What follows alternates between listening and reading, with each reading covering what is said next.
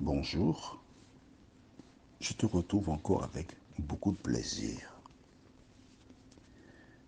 Je voudrais, une fois de plus, m'adresser aux femmes qui n'ont pas eu d'enfants en ce jour, afin de les aider à passer ce cap. Certains l'ont fait avec beaucoup de brio, car ils se sont confiés sur l'Éternel. Aujourd'hui, nous voyons, ne craignez rien. C'était ne crains point jusqu'à maintenant. Et pour ce quatrième jour, ne craignez rien. Juste avant, prions notre Seigneur et notre Dieu. Nous voici en ta présence pour te louer et te bénir. Nous voici en ta présence pour recevoir de toi l'eau vive qui nous permet d'affronter les épreuves et de vivre pour ta gloire et ton honneur. Que le Saint-Esprit continue son œuvre dans nos cœurs et dans nos vies, et que nous puissions vivre paisiblement en nous reposant sur ta parole, nous t'en prions. Au nom de Jésus et pour ta gloire éternelle. Amen. Alors, il n'y a pas TikTok, mais quand même, il y a le récit qui va avec ce que nous abordons. Quelque part,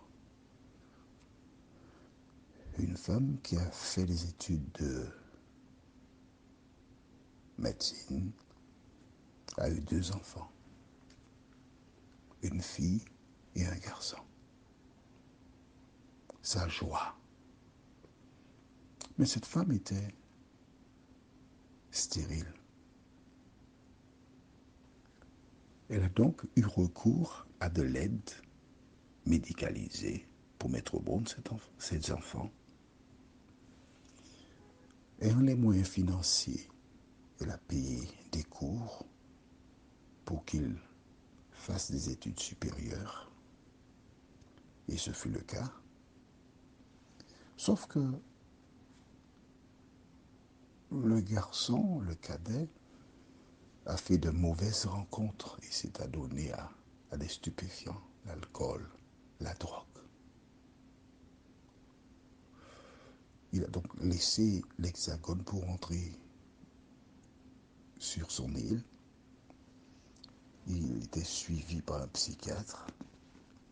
Et un soir, tandis que la sœur aînée est sortie avec son ami, il était à la maison avec sa mère.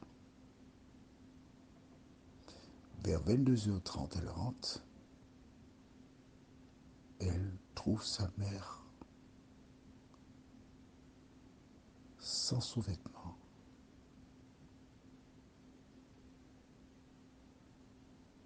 Saignant, morte, gisant sur le sol. Et son frère, il a du sang sur lui. Elle crie, les voisins arrivent. Qu'est-ce qui se passe? Elle recouvre sa mère forcément. La police est dépêchée. Et l'enquête a révélé que son petit frère a violé sa maman avant de la tuer. Quelle souffrance! Quelle souffrance! Tu imagines? Est-ce que tu imagines ce que je te raconte?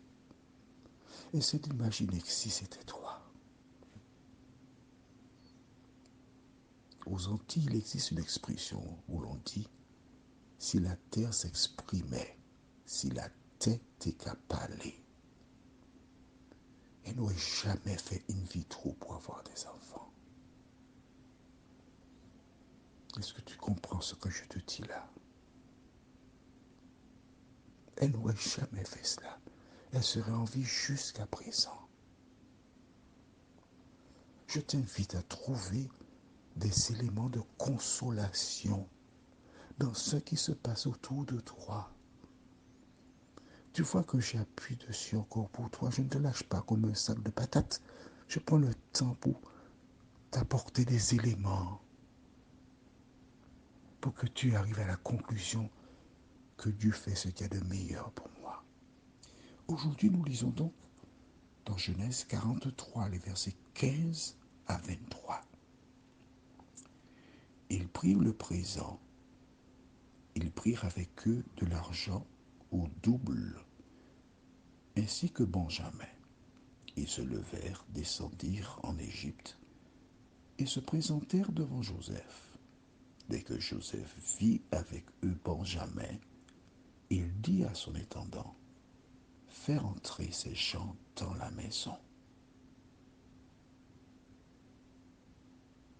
Tue et apprête, car ces gens mangeront avec moi à midi. Cet homme fit ce que Joseph avait ordonné, et il conduisit ces gens dans la maison de Joseph.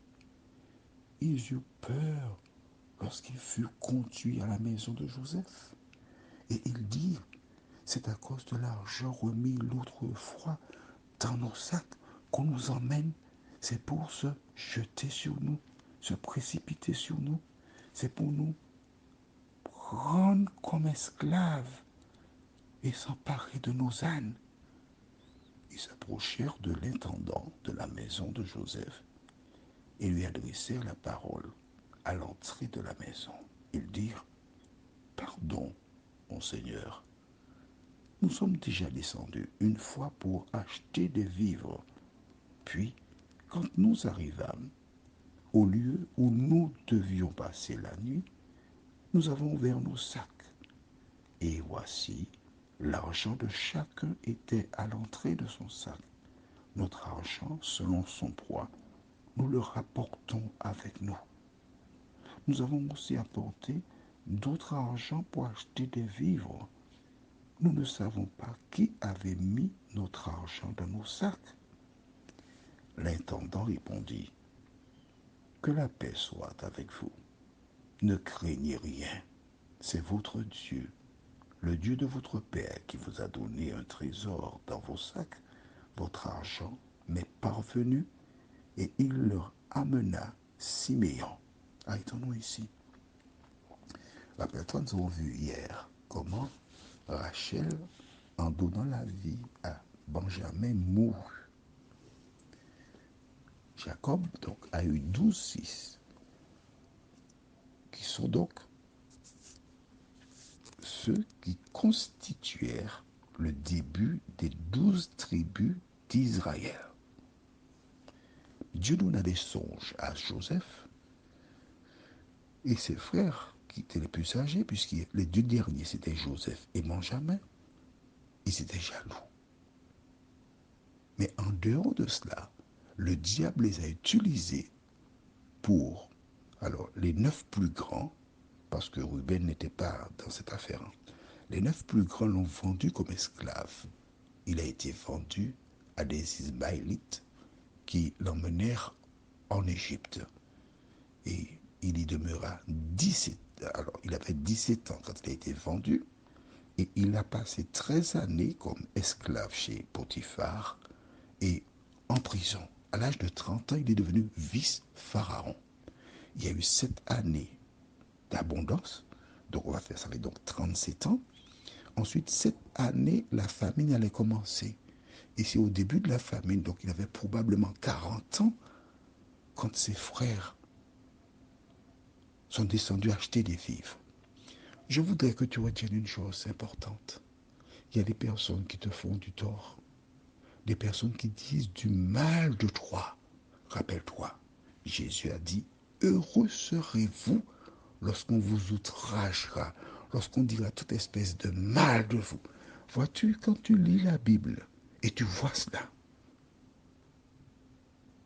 tu ne peux pas être ébranlé parce que Dieu t'a dit, assieds-toi à ma droite jusqu'à ce que je fasse de tes ennemis ton marchepied. Ne fais rien, non. Laisse à Dieu le soin de le faire. Ces hommes sont descendus, Joseph les a reconnus, mais eux n'ont pas reconnu. Et il a testé ces individus. Il a gardé un Siméon en prison, tandis qu'ils étaient remontés, et quand ils reviennent, ils ont peur. Mais ce serviteur dit, ne craignez point. Tout au long de cette année, chaque jour, je te répéterai, ne crains point, ne craignez point. Quel que soit ce qui arrive, Dieu contrôle la situation. Prions. Notre Seigneur, notre Dieu, merci pour ta présence. Merci pour ton amour. Merci pour la grâce. Merci pour ces paroles qui doivent résonner continuellement dans nos cerveaux. Ne crains point, ne craignez point. Seigneur, aide-nous au début de cette année à bien asseoir notre foi afin que tu continues d'agir dans nos vies, nous t'en prions. Au nom de Jésus, pour ta gloire éternelle. Amen. Je te souhaite une bonne journée sous le regard de Dieu.